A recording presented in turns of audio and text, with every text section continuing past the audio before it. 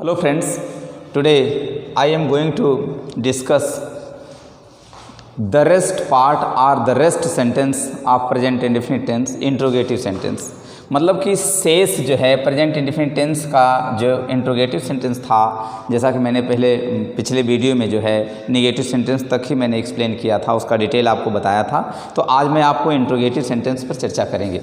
मतलब कि present indefinite tense में जैसा कि मैंने पिछले वीडियो में सारा डिटेल जो है आपके समक्ष मैंने प्रस्तुत किया था, तो उसी का जो शेष मतलब कि इंट्रोगेटिव सेंटेंस जो उसका शेष बच गया था, मतलब प्रेजेंट इंडेफिनिट टेंस में 3 सेंटेंस चुके होते हैं।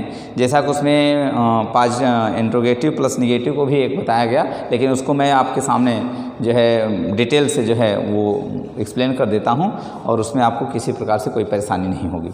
तो मतलब कि मुख्य रूप से आप ये जानते रहिए कि पॉजिटिव, निगेटिव और इंट्रोगेटिव ही होता है, लेकिन कभी कभी जो दोनों का मतलब कि मिक्स मतलब कि निगेटिव प्लस इंट्रोगेटिव जो आ जाता है, उससे आप घबराइए नहीं। उसमें जो एक थोड़ा सा साधारण एक रूल्स है कि मतलब कर्ता के बाद नॉट लगा देंगे आप, तो हम उसको अब बताते हैं, एक एग्जांपल उसका देंगे। तो उसके पहले हम जो है इंट्रोगेटिव सेंटेंस पर चर्चा करते हुए हम इसको कैटेगराइज कर दिए हैं। एक को ए मैंने बताया है और एक को मैंने बी बताया है। मतलब इसमें जो प्रश्नवाचक होते हैं, इंट्रोगेटिव सेंटेंस होते हैं, ये कह सकिए कि ये 2 होते हैं। ये कितने होते हैं? 2 होते हैं। जैसा कि उसमें जो है कहीं कहीं 3 बताया गया, लेकिन 3 नहीं 2 ही होते हैं। एक को हम कहते हैं इंट्रोगेटिव ए, मतलब इसको हम मुख्य प्रश्नवाचक मान लेते हैं। जैसा कि आप जानते हैं कि मुख्य प्रश्नवाचक क्या होता है। मुख्य प्रश्नवाचक वाक्य क्या होता है? जिसमें मतलब वह वाक्य जिसमें ये प्रश्नवाचक जो शब्द होते हैं ये वाक्य के बीच में आते हैं।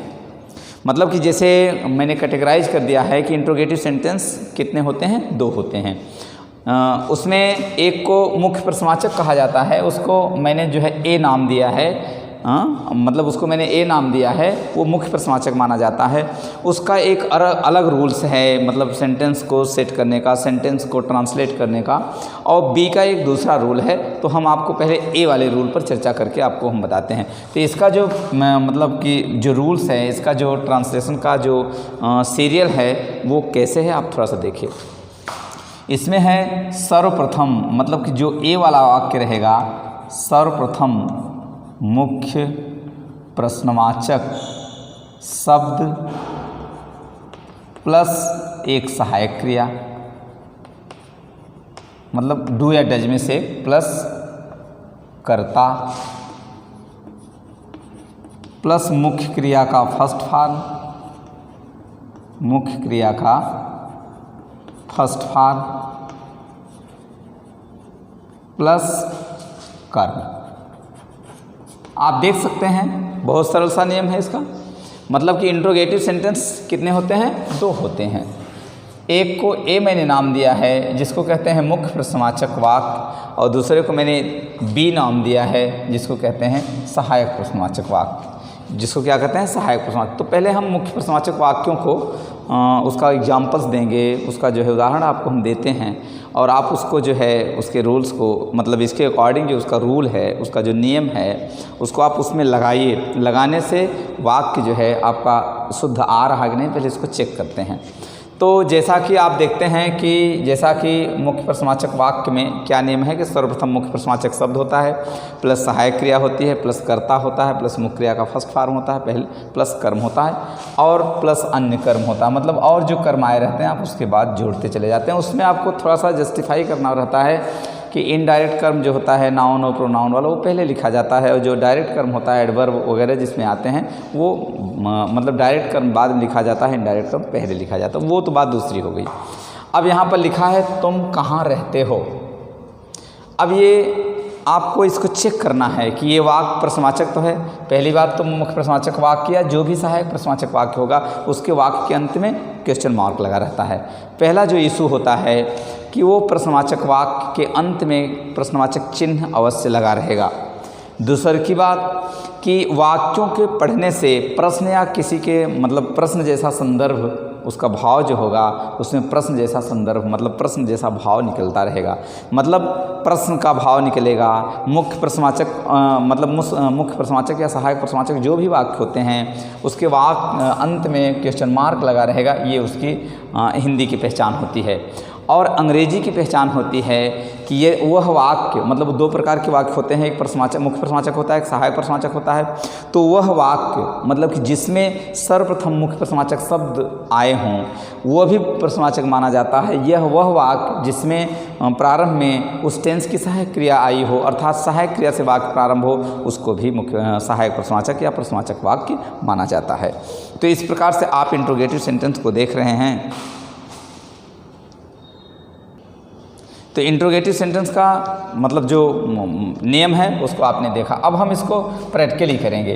ये कहता है कि सर्वप्रथम मुख्य प्रश्नवाचक, ये जो रूल्स है उसका मतलब कि मुख्य प्रश्नवाचक का, वो कहता है कि सर्वप्रथम मुख्य प्रश्नवाचक शब्द लिखिए। जैसा कि आप मुख्य प्रश्नवाचक शब्दों को आप जानते हैं, मैं लिख देता हूँ। देखिए, what,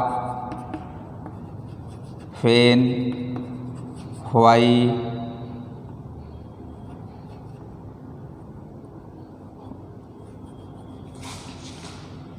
what, when, where, why, हा, क्या, क्यों, कहाँ, कब, कैसे। क्या, क्यों, कहाँ, कब, कैसे, मतलब ये ये कहते हैं कि मुख्य प्रश्नवाचक शब्द हैं। या जैसे कभी कभी हु भी आ जाता है, या कभी कभी विच भी आ जाता है, या कभी कभी जो है हाउ मेनी आ जाता है। मतलब सबके अलग अलग शर्त हैं। हाउ मेनी, हाउ मच, ये भी जो है मुख्य प्रश्नवाचक मतलब का काम करते हैं। कभी कभी ये वाक्य भी आ जाते हैं। तो इस प्रकार से आप ये देख रहे हैं कि ये मुख्य प्रश्नवाचक शब्द हैं। इनसे प्रारंभ होने वाला जो वाक्य होता है प्रश्नवाचक के साथ साथ मुख्य प्रश्नवाचक होता है। तो यहाँ पर लिखा है तुम कहाँ रहते हो। अब हम इसको मतलब कि नियमानुसार इसका हम ट्रांसलेट करेंगे, इसका अनुवाद करेंगे। तो अब आप यहाँ देख सकते हैं कि इसमें कहाँ शब्द आया है। तो इस प्रकार से उसकी अंग्रेजी सर्वप्रथम लिखी जाएगी। उसकी अंग्रेजी होती है वेयर, जैसा कि यहाँ पर लिखा है मुख्य प्रश्नवाचक शब्द। अब आप ये देखते होंगे कि उसमें दो सहायक क्रिया होती है। कितनी सहायक क्रिया होती है? दो। जैसा कि मैंने पिछले वीडियो पर मैंने चर्चा किया था। इसके साथ होगा आई, वी, यू, दे। इनके साथ मतलब ये जो होते हैं इनके साथ आई, वी, दे का प्रयोग किया जाता है। अब इसके बाद ये आता है, तो इसके साथ कौन कौन से लोग प्रयोग किए जाते हैं? तो इसमें होता है ही, सी, इट, मतलब तीन आते हैं इसमें। तो ये कह सके कि जो डज है वो ही, सी, इट के साथ प्रयोग किया जाता है, और जो डू है वो आई, वी, दे के साथ प्रयोग किया जाता है। इस प्रकार से या ऐसे भी कह लीजिए कि इनकी संख्या 4 है। जैसा कि मैंने पिछले वीडियो में आपको बताया था कि जो पर्सनल प्रोनाउन होते हैं उनको जो है कैटेगराइज कर दीजिए। कैटेगराइज जब आप कर देंगे तो उसको डू और डज लगाने में आपको आसानी हो जाएगी। तो जब आपने कैटेगराइज किया उसको तो उसमें आपने देखा कि जो ही, सी, इट है इसकी संख्या 3 होती है, इसलिए उसको मैंने जो है एक वचन की श्रेणी में रख दिया है। और आई, वी, दे है जो बहुवचन है, मतलब 4 होते हैं, उसको मैंने बहुवचन की श्रेणी में रख दिया है। क्योंकि इसमें जो है आई को और वी को और दे को, ये चारों को एक सहायक क्रिया के साथ जोड़ा जाता है। तो जब एक सहायक क्रिया के साथ जोड़ा जाता है तो यहाँ पर उसको मैंने जो है वो फार्मली तौर पर जो है औपचारिक तौर पर मैंने उसको बहुवचन की श्रेणी में रख दिया है। जैसा कि आप जानते हैं कि आई जो है बहुवचन नहीं माना जाता, एक वचन होता है, लेकिन अनुवाद करने के दृष्टिकोण से मैंने 2 श्रेणियों में उनको रखा है। तो यहाँ आप देख सकते हैं कि इन शब्दों के साथ यदि वाक्य का प्रारंभ मतलब starting of the sentence, if the starting of the sentences with these words, so it is called main interrogative sentence. So you have to written here where after this you will have written सहायक क्रिया according to the subject. अब सहायक क्रिया 2 होती हैं, उसको according to the subject मतलब कर्ता के अनुसार आप उसको सहायक क्रिया को प्रयोग करेंगे। तो यहाँ पर जो यू है वो डू की तरफ इंडिकेट कर रही है, तो यहाँ हो जाएगा वेयर डू। इसके बाद आएगा क्या? कर्ता आएगा। कर्ता इसमें ऑलरेडी मौजूद है, जैसा कि मैंने चर्चा किया है। फिर मैं रिवाइज कर देना चाहता हूँ कि कर्ता माने जिसके बारे में बात की जाए, क्रिया माने जो उस बात को पूरा करे, और कर्म माने जो उस बात को सपोर्ट करे। तो इस प्रकार से यहाँ पर क्या हो जा रहा है? वेयर डू यू लीव, मतलब कि आप कहाँ रहते हो, आप कहाँ रहते हैं। ठीक है, तो इस प्रकार से आपने ये देखा कि ये मुख्य प्रश्नवाचक वाक्यों को किस प्रकार से अकॉर्डिंग टू रूल्स ट्रांसलेट किया जाता है। एक वाक्य और हम लिखते हैं, आप देख लीजिए। जैसे है तुम्हारा भाई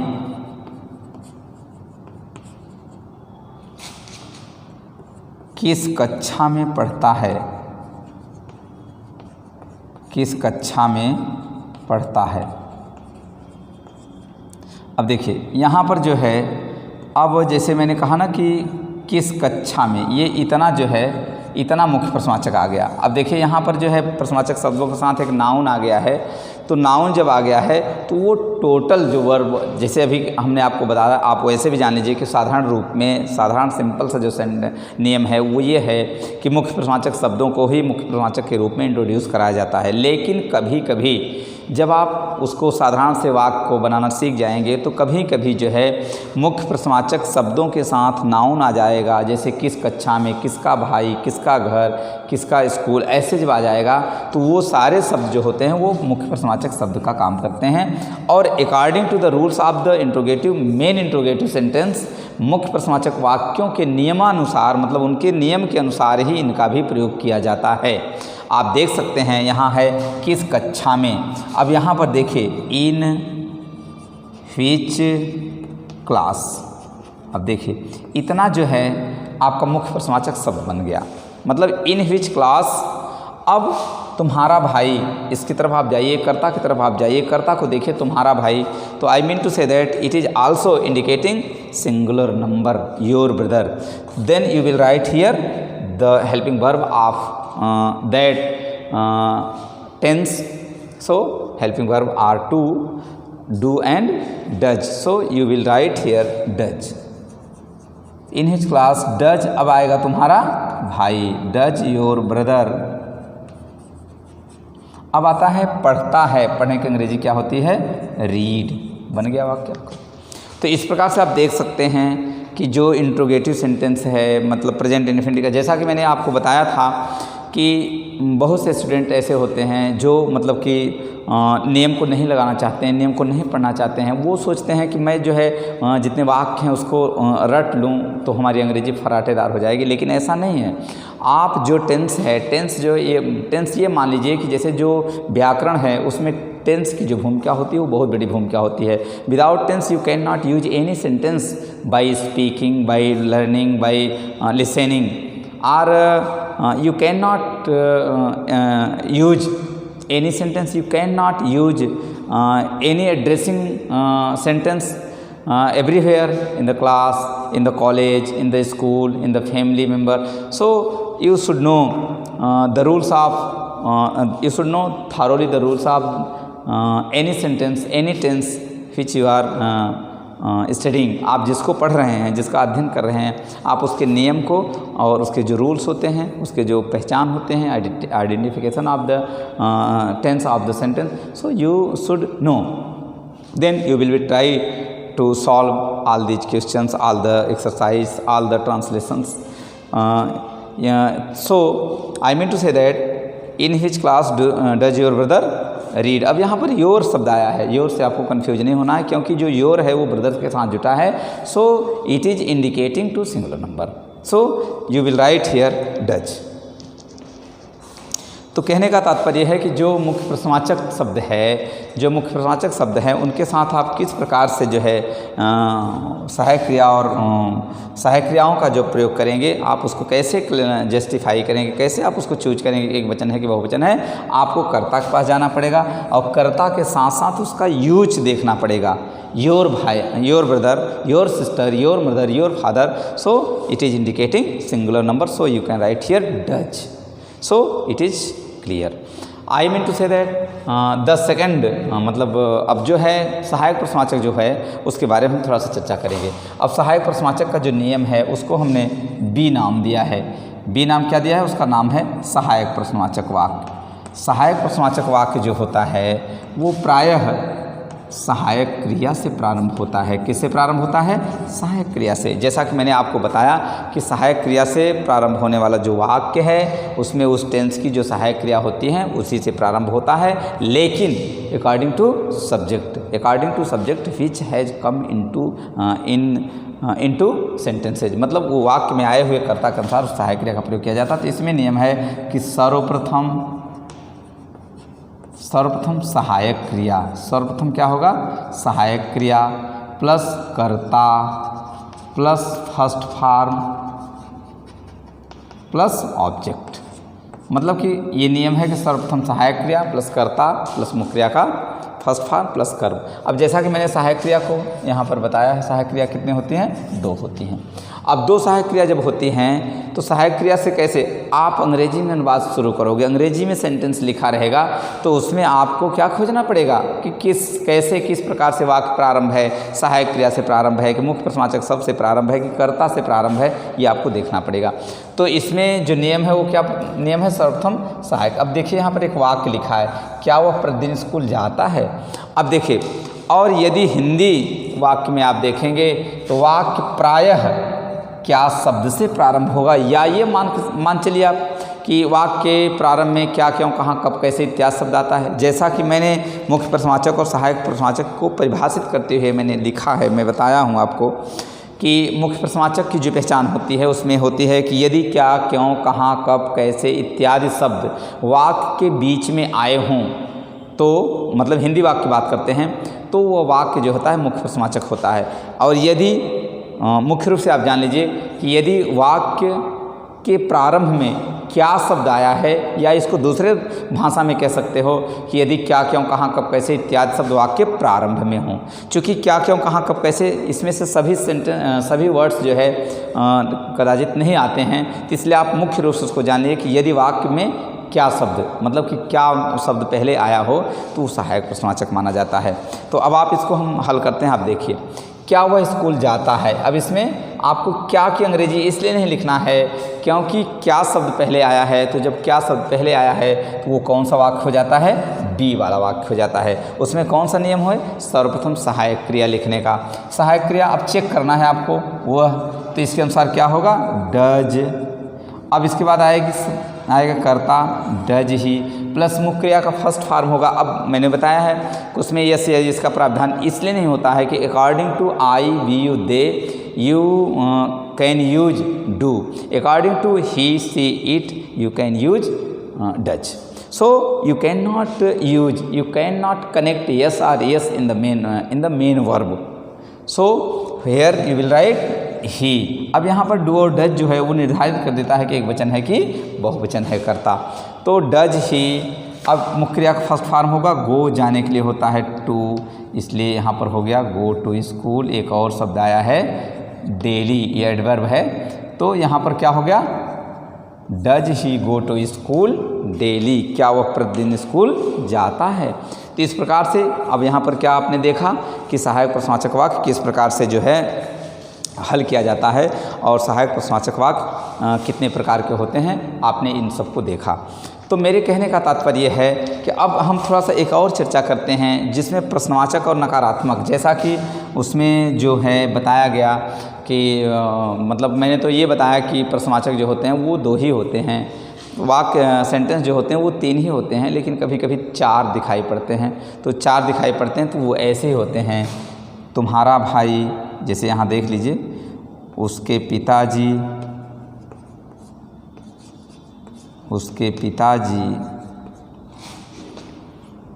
दफ्तर क्यों नहीं जाते हैं,